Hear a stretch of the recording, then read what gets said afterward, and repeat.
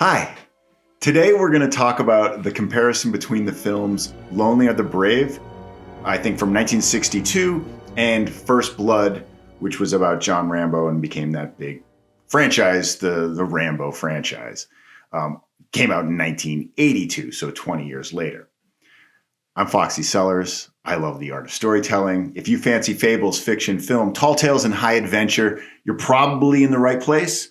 If you would, click subscribe. You'll get to see me again in future videos, and we're going to talk about storytelling from multiple different mediums. Let's get into it. I grew up as a kid. I saw First Blood 50 times. Loved the movie. Later became the huge franchise Rambo, all the movies. I can't say that I liked any of them except for the first one. And the first one's very different. It's got a completely different setting. I then went on and read the book, and the book is very, very different. One is he goes ballistic in the book. He kills every single person he comes across. The movie did the complete opposite, where they intentionally didn't kill anybody. There's somebody that did get killed because inadvertently, but hey, that's how it went down. And that was intentional. They wanted to do that when they made the film.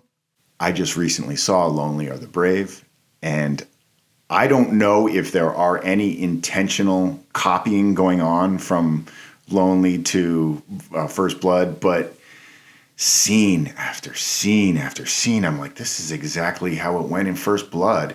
And, I'd seen First Blood so many times that I just remember even the composition of things and the way this developed and just the mood of things. And scene after scene after scene, I'm like, this is exactly like First Blood. And I couldn't get out of my head watching the whole movie. So we started digging into it, and I read up on some of the comparisons of them. And I still can't determine whether or not they're specifically a copy, but they are so similar, you can't ignore it. You just can't ignore it. Even so Kirk Douglas, who was the star of Lonely and the Brave, he was originally cast to be Colonel Troutman in the First Blood movie. He had a lot of problems with the way they were going to tell the story. He wanted John Rambo to die in it, which is what happens in the book. And if you've seen Lonely or the Brave, sorry to spoil it for you, but he dies at the end of that. So it's almost as if he wanted to keep those similarities. And he disagreed with them, and he had to leave the project. And John ended up being cast as Colonel Troutman. And of course, history was made and the changes were done. And that's probably the biggest difference between these two stories, is the one that they changed to end the original First Blood. So let's dig into some of these. And I hope you find this interesting, because I certainly did when I just recently saw this. So I was like, whoa, what the heck? That's the same scene. So here we go. We got him. He's right below us. I'll climb down and get him. People start fucking around with the law and all hell breaks loose. On the surface, both center on these solitary men that are shaped by conflict. Who, these guys, they both clash with a world that no longer has a place for them. And the stories that, unfold in both of these films are about survival and their identity and the resistance, set not just against the wilderness, but against modern society itself. So let's start with the first one, Lonely or the Brave, from 1962, which centers around this character named Jack Burns, played by Kirk Douglas. And he's a cowboy, and he was a Korean veteran.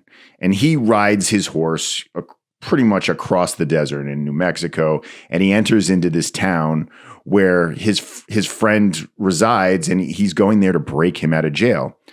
And he gets into jail, and he ends up finding that his friend doesn't want to leave prison. He doesn't want to break the law. So Jack breaks out on his own, and he's pursued by the police and helicopters across pretty much, he's chased across a very rugged terrain. Now, First Blood from 1982, 20 years later, this one centers around John Rambo, and he's a Vietnam veteran. This is a war that comes 20 years later. And he wanders into a small town he's going there specifically to find a friend that he was in the war with, and he discovers that he's died. And as when he gets into this town, he's treated with hostility.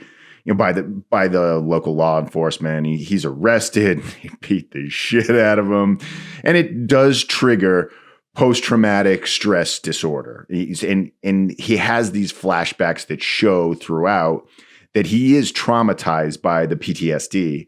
He escapes into the wilderness. It sparks a manhunt, and it's waged between all the police and this one-man guerrilla warrior. Both films unfold into a chase, and not just physical, but there's an existential journey in the pursuit of their freedom. They explore what happens when a man tries to live free in a society that demands conformity. Now, both of these are protagonists and war veterans, like I said, and they're hunted by authorities that are this symbol of literal rejection by society. And each of them begins with the protagonist going and visiting their friend. And it's a friend from the past, and it has this symbol of lost connection. The details of that are slightly different, but both have some sort of, something bad that happened to them. One's jailed, the other one had passed away from cancer. Both these guys are loners, but they are a little different. So Jack is more philosophical. He's very lighthearted. He's clever. This guy is a clever dude. While John Rambo, though, even though John Rambo is smart in his own right, he is driven by this trauma and vengeance and whatnot. Jack is ideological, and then John is like physiologically broken, but they both still have their principles. And the antagonists in this are, in both cases, all of society, but they each have their own individual antagonist that's after them. Now, the slight differences between the two sheriffs that are chasing them. Now, in Lonely or the Brave, Sheriff Johnson is a bit more reluctant to chase after Jack. He's played by Walter Matthau. And, if you're hearing the name Walter Matthau, you're thinking, oh, this guy's probably a hoot. And he is more lighthearted, and he's after him just based on he's doing his job. Meanwhile, Sheriff Teasel is the complete opposite, where he is ego driven, and he's a control freak. And as things escalate, he becomes more and more vengeful based on the things that are happening. And he's played by Brian Dennehy, and that's probably one of the best casting. I think that's actually his best movie.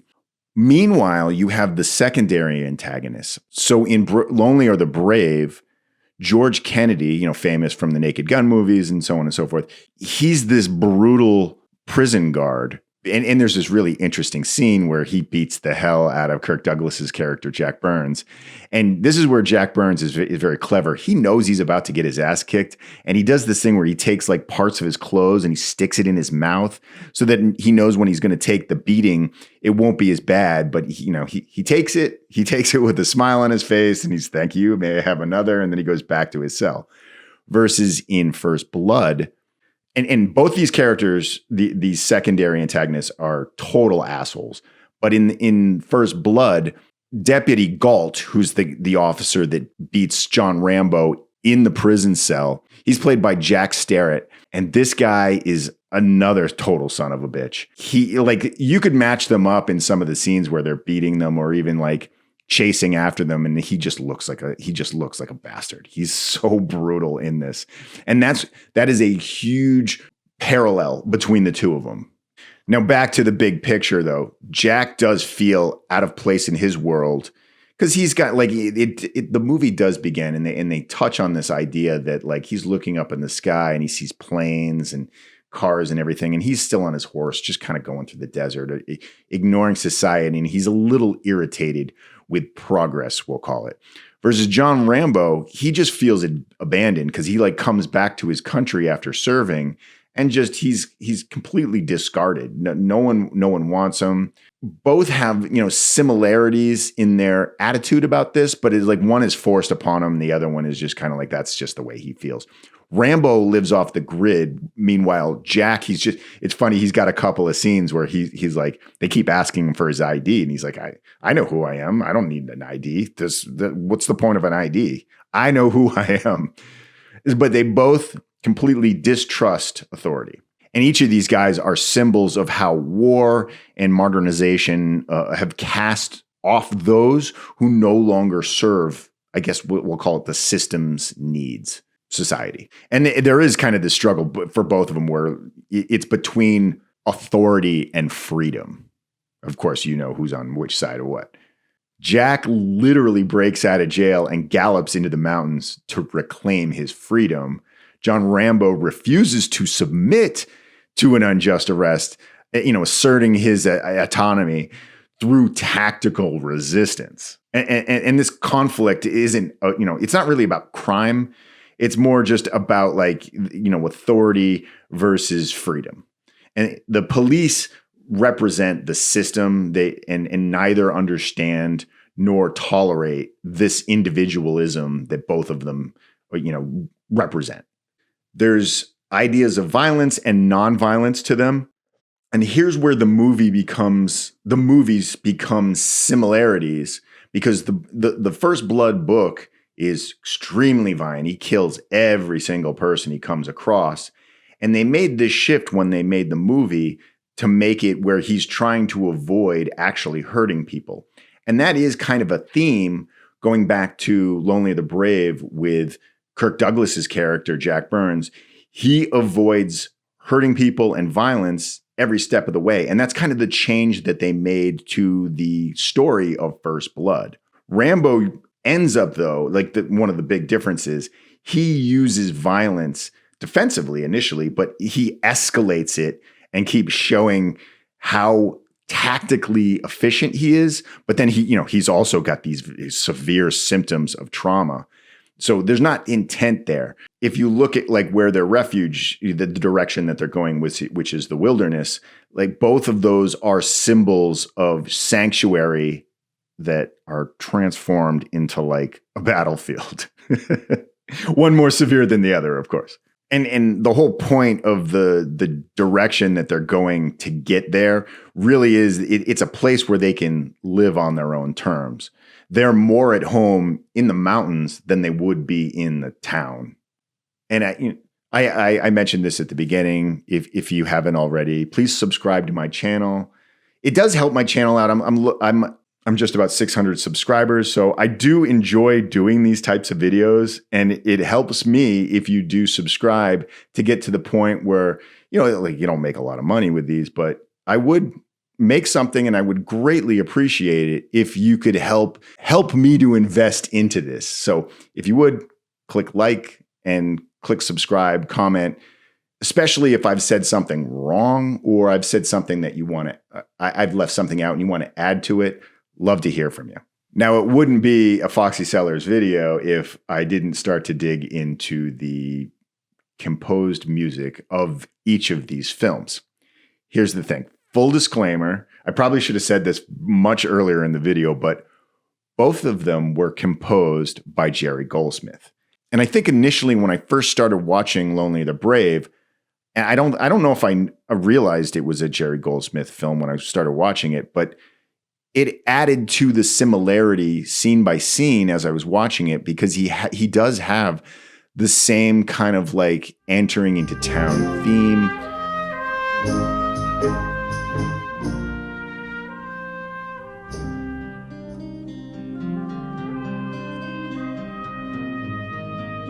By the time he did First Blood, he was a much, much better musician, and he had these driving themes in First Blood that move the story forward, and they also escalate the drama of it. And of course, if you don't know, Jerry Goldsmith, he's very famous for he made the themes for the Star Trek movies. He did Poltergeist. He did Total Recall. He did the Air Force One. He's got a really strong. He's probably, I would say, he's in my top 3 greatest composers, top 4 at least. Now let's dig into the specific scenes that I've been referring to. And by the way, if you look at the bullet points of the storyline for each of these, it's the same. There's this scene, there's this scene, and there's this scene, and they line up for both movies. it's noticeable. So we're going to start with the entering into town to visit the fallen friend. Jack's friend Bondi he as I said before, he refused to escape from prison. Jack goes to visit his wife, and that's the home of his friend that he's going to. And then in First Blood, John Rambo's character goes to the home of his friend Delmore, and then that's when he finds out. So they both find something out about these characters that they're trying to go and visit. Both of them have the brutalization in the prison. The Lonely the Brave, they don't show it, but you feel it based on the beating that he takes. And then in First Blood, of course, you see it. I mean, it's gnarly. It's one of those movies where if you didn't know you were getting into something as great as it is, that's probably where you're like, oh, this is getting good. Shit. Then, of course, that leads to the jailbreak, escape, whatever you want to call it. Jack, here's the thing, and this is what kind of shows you the cleverness of Jack Burns. He deliberately got arrested. It's funny, he has this whole scene where he goes into the town, and he doesn't even start a fight, but he like knows how to push people's buttons. He gets a fight going. He ends up in jail where his friend is, just so he could visit him. And he's like, I can get out of here in 2 seconds. Let me get you out of here. And his friend doesn't want to get out. So after he takes his beating, he quietly and calculatedly escapes.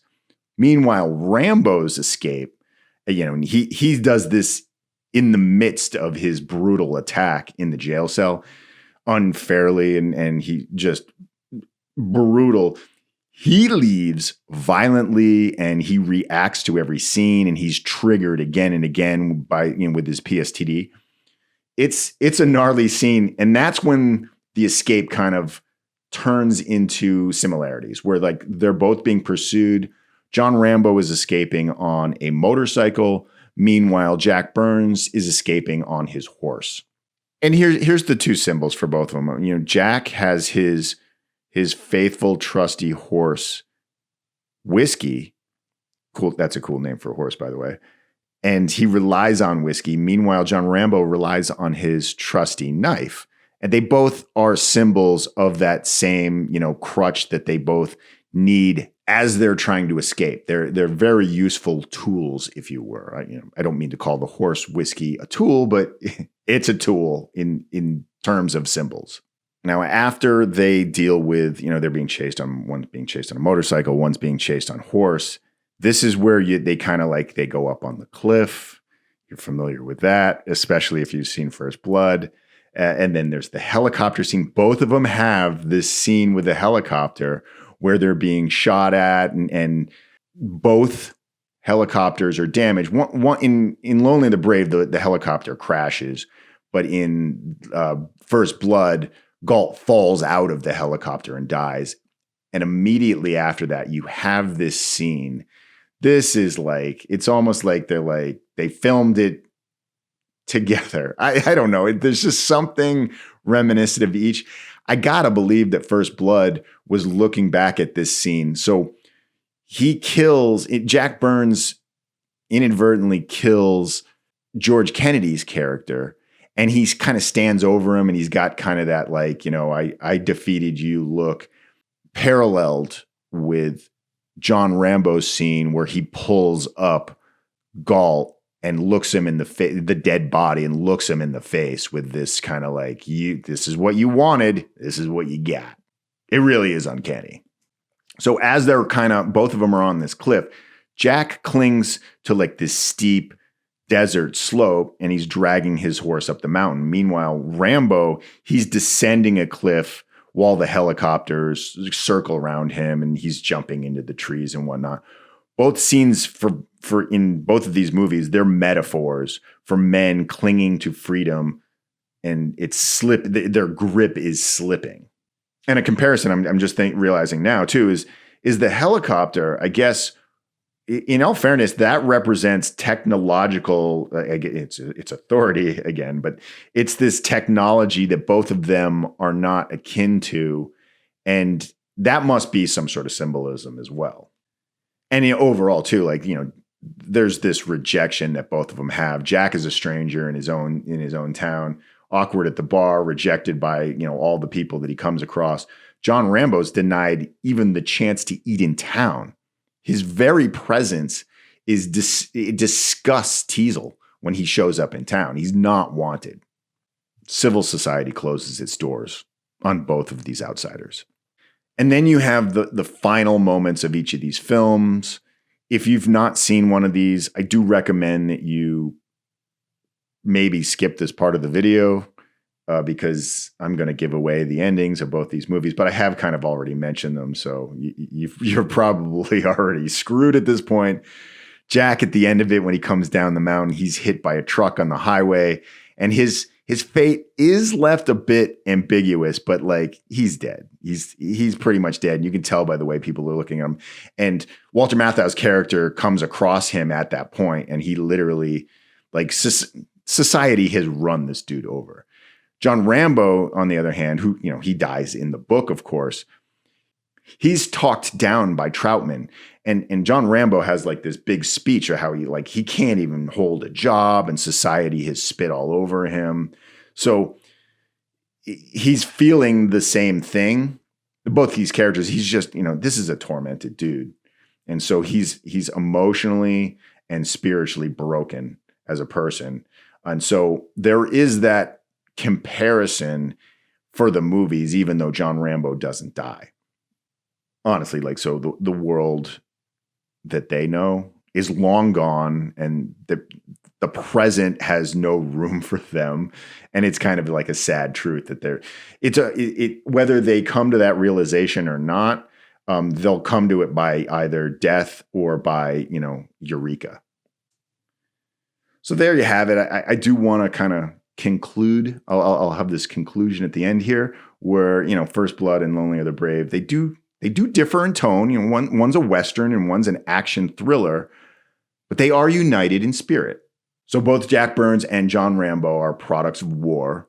And these are guys that they just can't reintegrate into society, and society has moved on without them. And now they're being hunted for who they are, not for what they've done for America, in this case, America. Both of these films, and here's the thing, I always feel like when you see a movie, ambiguity is very valuable in storytelling.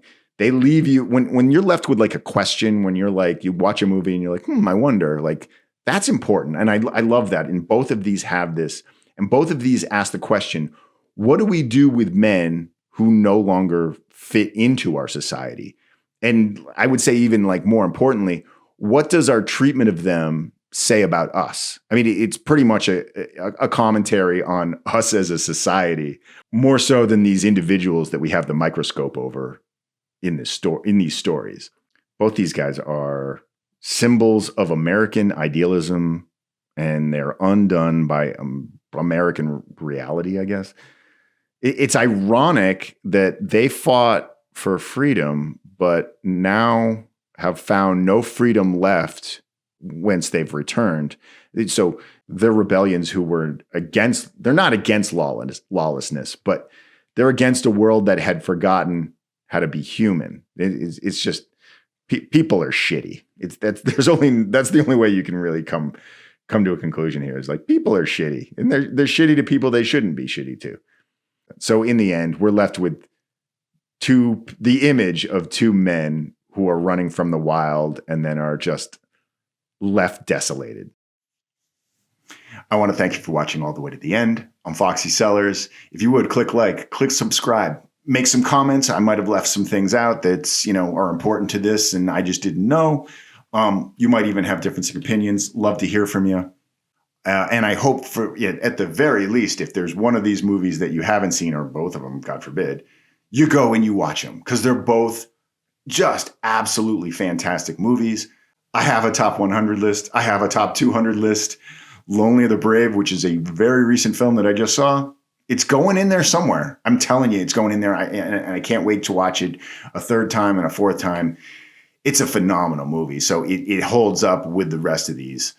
And I'm looking forward to, well, I'm not going to be there for it, but I hope you see it and I hope you get something out of it. And I hope it came from this. Thanks for watching.